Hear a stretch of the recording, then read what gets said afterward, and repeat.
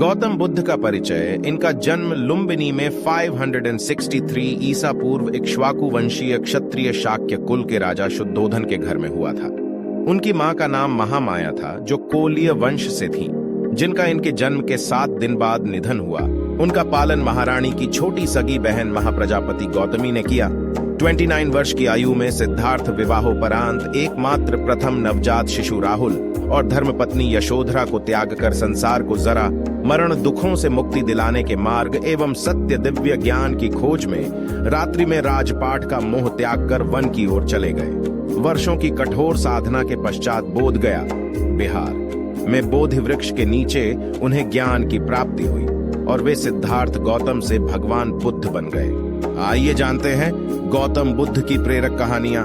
Gautam Buddha story in Hindi.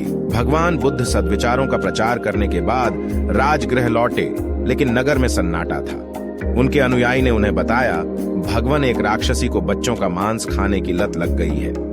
नगर के अनेक बच्चे गायब हो गए हैं। इससे नागरिकों ने या तो नगर छोड़ दिया है या वे अपने घरों में दुबके बैठे हैं। भगवान बुद्ध को यह भी पता चला कि उस राक्षसी के कई बच्चे हैं। एक दिन बुद्ध राक्षसी की अनुपस्थिति में खेल के बहाने उसके छोटे बच्चे को अपने साथ ले आए। राक्षसी जब घर लौटी तो अपने बच्चे को गायब पाकर बेचैन हो उठी। सबसे छोटा होने के कारण उसका उस बालक से अधिक लगाव था। बेचैनी में ही उसने अपनी रात काटी। सुबह जोर जोर से उसका नाम पुकार कर उसे ढूंढने लगी। विछोह के दर्द से वह तड़प रही थी।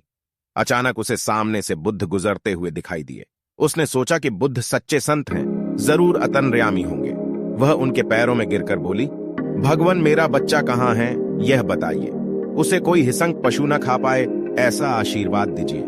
बुद्ध ने कहा, इस नगर के अनेक बच्चों को तुमने खा लिया, कितनी ही इकलौती संतानों को भी तुमने नहीं बख्शा है। क्या तुमने कभी सोचा कि उनके माता पिता कैसे जिंदा रह रहे होंगे? बुद्ध के वचन सुनकर वह पश्चाताप की अग्नि में जलने लगी। उसने संकल्प किया कि अब वह हिंसा नहीं करेगी।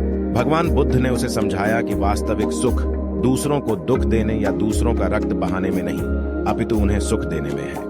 उन्होंने उसका बच्चा उसे वापस कर दिया।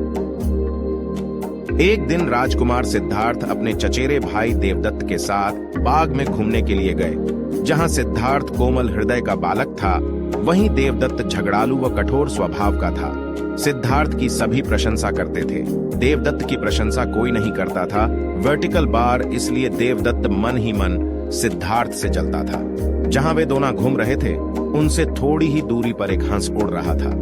उस हंस को देखकर सिद्धार्थ बहुत प्रसन्न हो रहा था। तभी देवदत्त ने कमान पर तीर चढ़ाया और हंस की ओर छोड़ दिया। तीर सीधा जाकर हंस को लगा। वह घायल हो गया और छटपटाकर नीचे गिर पड़ा। सिद्धार्थ ने दौड़कर उस घायल हंस को उठाया। उसने हंस के घायल शरीर से बह रहे लहू को साफ किया और उसे पानी पिलाया। तभी देवदत्त वहां आ पहुंचा। उसने क्रोध से सिद्धार्थ की ओर देखा और बोला, इस हंस को चुपचाप मुझे दे दो सिद्धार्थ, इसे मैंने तीर मारकर नीचे गिराया है। नहीं, सिद्धार्थ ने हंस की पीठ सहलाते हुए उत्तर दिया, मैं इस हंस को तुम्हें नहीं दे सकता। तुम निर्दयी हो, तुमने इस निर्दोष हंस पर तीर चलाया है। यदि मैं इसे न बचाता तो इस बेचारे की जान चली जाती। देखो सिद्धार्थ, देवदत्त उसे घुरकर बोला, यह हंस मेरा है, इसे मैंने तीर मारकर नीचे गिराया है। इसे चुपचाप मुझे दे दो। यदि नहीं दोगे तो मैं राज दरबार में जाकर तुम्हारी शिकायत करूंगा। सिद्धार्थ ने उसे हंस देने से साफ साफ मना कर दिया।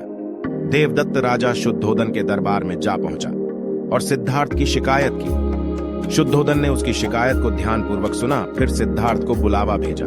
कुछ ही देर में सिद्धार्थ हंस को लेकर राज दरबार में उपस्थित हो गया। राज दरबार के ऊंचे सिंहासन पर राजा शुद्धोधन बैठे थे। आसपास के नीचे आसनों पर राज्य मंत्री तथा अन्य पदाधिकारी बैठे थे। कई सैनिक हथियार लिए द्वार के निकट खड़े थे। शुद्धोधन के संकेत करने पर देवदत्त सिर झुकाकर बोला, महाराज, जो हंस इस समय सिद्धार्थ के पास है वह मेरा है। इसे मैंने तीर मारकर पृथ्वी पर गिराया था। सिद्धार्थ ने इसे उठाकर इस पर अपना अधिकार कर लिया है। यह हंस मेरा है, कृपया इसे मुझे दिलाया जाए। राजा शुद्धोधन ने सिद्धार्थ की ओर देखा और बोलने की ओर संकेत दिया। सिद्धार्थ ने सिर झुकाकर शांत स्वर में कहा, महाराज, यह हंस निर्दोष है। यह बिना किसी को कोई कष्ट दिए उड़ा जा रहा था। देवदत्त ने इसे तीर मारकर घायल कर दिया। मैंने इसका उपचार किया है, इसके प्राण बचाए हैं। मैं समझता हूं कि प्राण लेने वाले से अधिक प्राण बचाने वाले का अधिकार होता है। मैं आपसे प्रार्थना करता हूं कि यह हंस मेरे पास ही रहने दिया जाए। मैं इसे बिल्कुल स्वस्थ करके आकाश में उड़ा देना। शुद्धोधन ने अपने सभासदों से विचार विमर्श किया। वे सभी एक ही स्वर में बोले, महाराज, राजकुमार सिद्धार्थ का कहना बिल्कुल ठीक है। जीवन लेने वाले से बचाने वाले का अधिक अधिकार होता है, अतः हंस राजकुमार सिद्धार्थ के पास ही रहने देना चाहिए। राजा शुद्धोधन ने सभासदों की बात मान ली। उन्होंने सिद्धार्थ से कहा, इस हंस पर तुम्हारा अधिकार है,